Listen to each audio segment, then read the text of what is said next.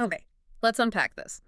We are diving deep into the Q3 2025 employee engagement benchmarks. This is based on a pretty huge data set, right? Hmm. Over 500,000 responses. That's right. Gathered between July and September this year. And, it's crucial to remember these aren't just numbers on a spreadsheet. Hmm. They're a reflection, really, of how people are feeling about their work, their day-to-day experience. So we need to look past the scores themselves and try to understand the why behind them. Yeah, the story behind the stats. Exactly. And what we're seeing in Q3, it really ties back strongly to, well, consistent investment in culture Yeah. and whether companies are genuinely listening. Absolutely.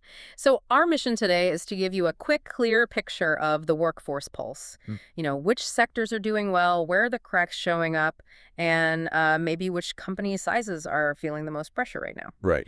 We'll break it down using three main lenses. Right. eNPS, that's the Employee Net Promoter Score, basically advocacy. Then the Overall Engagement Index. Think of that as the general mood. And finally, response rates, who's actually participating. Sounds good. That covers the key angles. Great. Let's kick off with eNPS then. Advocacy. This is often where, the rubber meets the road. Are employees actually recommending their company? It really is. And right off the bat, there's a bit of a surprise, maybe. Yeah. Hospitality is still leading the pack. Still, wow. Yeah, holding steady around 31 in September. It peaked higher back in May, sure.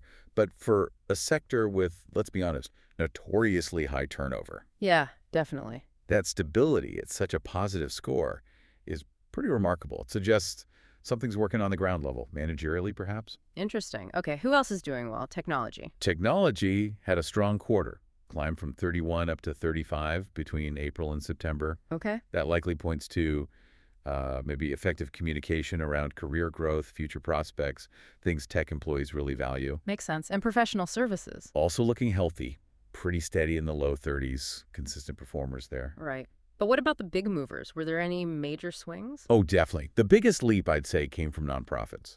Really? How big a leap? Huge. They went from just +1 back in April all the way up to +14 by September. Wow, +1 to +14. Yeah. We often talk about their purpose-driven nature, and that's true, but a jump like that suggests something more tangible happened. Maybe specific actions on pay or clearer communication about impact. Something really resonated. Okay, so a big positive swing there. Any big drops? Yes.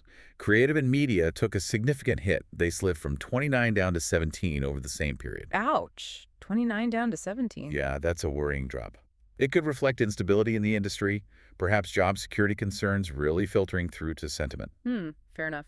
And what about the sectors that are maybe bumping along the bottom? Well, education remains stubbornly low, sort of Mm. stuck around -1 or -2, basically flat negative. Still negative. Yep. And government, while it did improve a bit from a really low base, moving from -22 up to -13. Better, but still deeply negative. Exactly. Still a long way to go. Suggests fundamental issues remain in those sectors. And healthcare. You mentioned them briefly. Healthcare slipped just a little, Yeah. from 22 in June down to 20 in September. Doesn't sound like much. It doesn't, but in a high-pressure field like healthcare, even a small dip can be a warning sign. It might signal fatigue setting in or strain, something leaders there really need to watch heading into Q4. Good point. Okay, so let's slice eNPS differently now. By organization size. Any patterns there? There are small organizations, so that's 0 to 250 employees. They tend to lead on advocacy. They were steady around 20 or 21, slight dip from the spring, but still the highest. That closeness often helps. Right, that makes intuitive sense. But here's where it gets really interesting looking at the data. I think I know where you're going. The 251 to 500 group. Exactly, they fell off a cliff. Yep. Down from 15 in May to just 5 in September. That's the lowest score of any size group. It's a dramatic drop. And honestly, that size, that sort of in-between scale, is notoriously difficult. Why is that? Well, you've lost the intimacy of the small startup, but you probably haven't built the really robust HR systems, the clear pay bands, the strong middle management layer of a larger company yet. Culture can get lost in the middle. Silos form easily. So advocacy just plummets. It seems so, yeah. A real challenge zone. But let's contrast that, because there's a success story here too, right? The next size bracket up. Yes.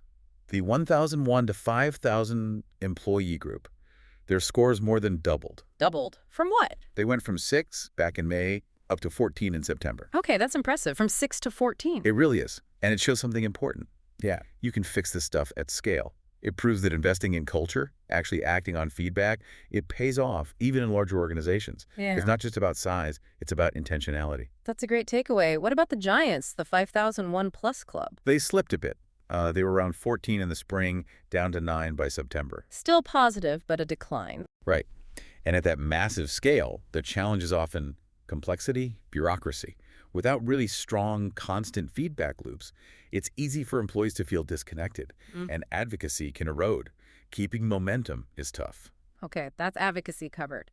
Let's shift gears to the overall engagement index, the general mood.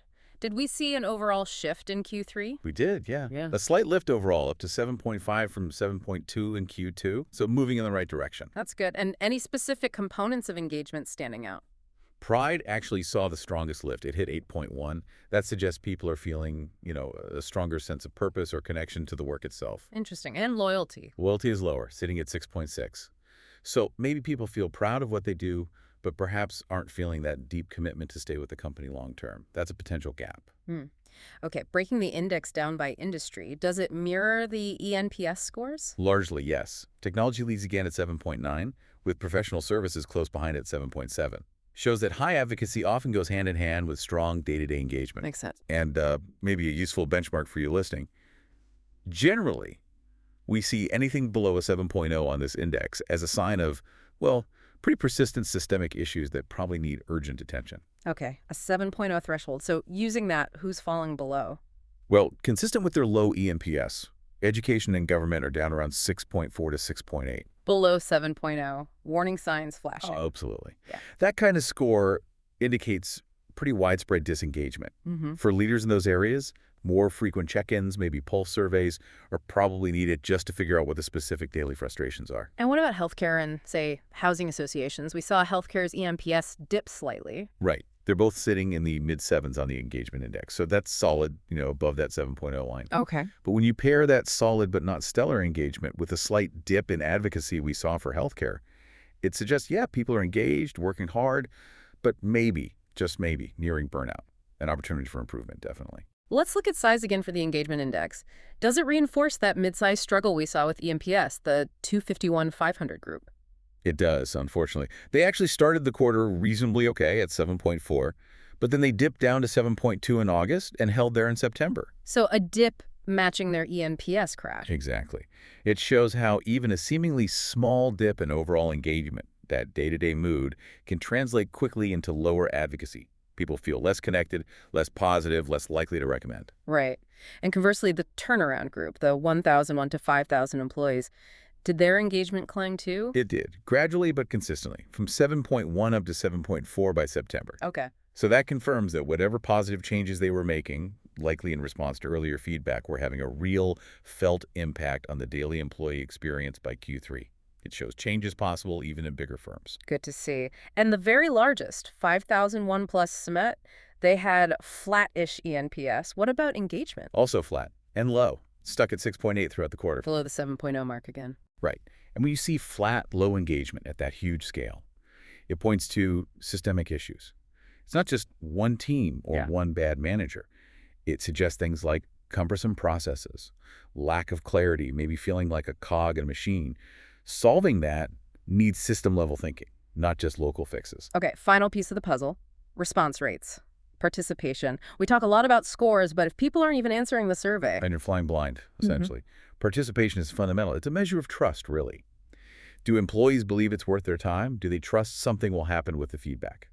So what does this Q3 data tell us about participation? Any big contrasts? Oh, huge contrast. And maybe the most counterintuitive finding in the whole data set. Look at the biggest organizations, 5,001 plus buyer. Yeah. They have the highest response rate, a really strong 82%. 82%, that's massive participation. But wait, didn't we just say their eNPS was only 9 and their engagement index was a low 6.8? Exactly. That's the disconnect. High participation, but low scores. So why? Why are they responding if they're not happy or willing to advocate? That's the million-dollar question. It often suggests participation might be, shall we say, strongly encouraged or even mandatory. People are ticking the boxes. Yeah, compliance, not conviction. Pretty much. They're filling out the survey, but the low scores tell us they don't feel heard or they don't see meaningful change happening as a result. It's participation without genuine buy-in.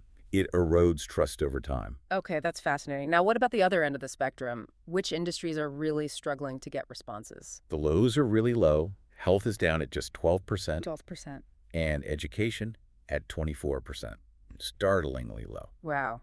What does that signal? Well, practically, it could be barriers like access to surveys, timing.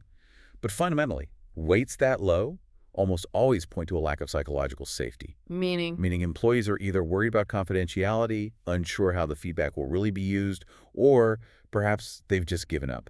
They've provided feedback before, see no action, and now they think, why bother? A sign of deep cynicism or fear. Precisely.